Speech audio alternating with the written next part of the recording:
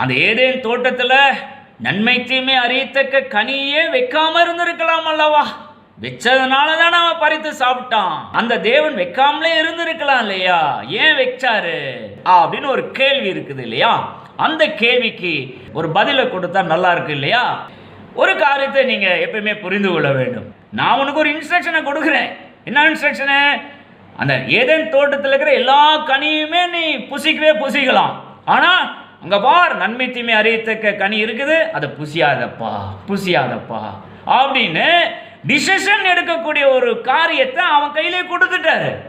அவன் என்ன பண்ணியிருக்கணும்னு கடவுள் எதிர்பார்க்கிறாரு அப்படின்னா, ஆஹா, இந்த கர்த்தர் சொல்லியிருக்கிறாரு, நன்மை தீமை அறியத்தக்க கனியை கையே வைக்கக்கூடாது, நமக்கு தான் இவ்வளோ கனிகள் இருக்குது, ஆஹா, அந்த பக்கமே போகக்கூடாது அப்படின்னு ஒரு எண்ணத்தை அவன் மனதில் யோசிச்சு அந்த பக்கமே போகாம மற்ற எல்லா கனிகளையுமே சாப்பிட்டு திருப்தி அடையக்கூடியவனா இருக்க வேண்டும் என்றுதான் கர்த்தர் மனிதன் மேல ஒரு எண்ணம் உடையவராக இருந்தார்.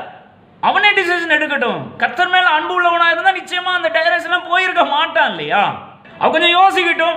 கர்த்தர் இவ்வளவு தூரம் சொல்லியிருக்கிறாரு, இந்த கர்த்தர் மேல நம்ம அன்பு கூறுகிறோம், நாம ஏன் அதை போய் எடுத்து சாப்பிடணும்? நமக்கு தான் இவ்வளோ கொடுத்துருக்கிறாரு, எவ்வளவு வேணாலும் அள்ளி பூசிக்கலாமே இந்த சைடு இருக்கிற கனிகளை அப்படின்னு அவன் ஒரு மண்டையில யோசிக்கணும், ஒரு முடிவு எடுக்கணும்.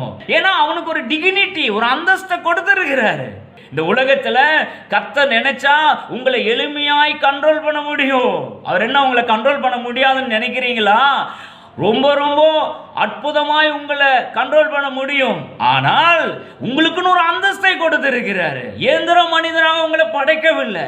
அந்த அந்தஸ்து டிகினிட்டியை வச்சுட்டு நீங்க கொஞ்சம் மண்டையில யோசிக்கணும். ஆஹா, இந்த காரியம் கர்த்தருக்கு பிடிக்குமா பிடிக்காதா? இப்படி பண்ணா கர்த்தர் விரும்ப மாட்டாரா? சரி, நெக்லெக்ட் பண்ண அந்த சைடு போவோம் அப்படின்னு நீங்க ஒரு முடிவை எடுக்கணும்.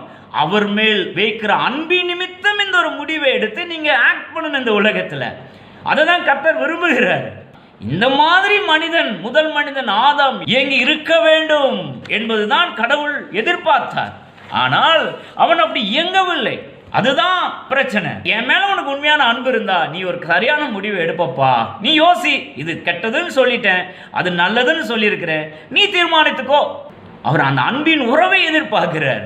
அவோ ஏன் நன்மை தீமை அறியத்தக்க கனி அங்க வைக்கணும், வைக்காம இருந்திருக்கலாமே அப்படின்னா அந்த கேள்விக்கு இந்த வார்த்தை தான், இந்த விளக்கம் தான் பதில். ஒரு டிகினிஃபைடா அவனை கர்த்தர் வைக்க விரும்பி இருக்கிறாரு.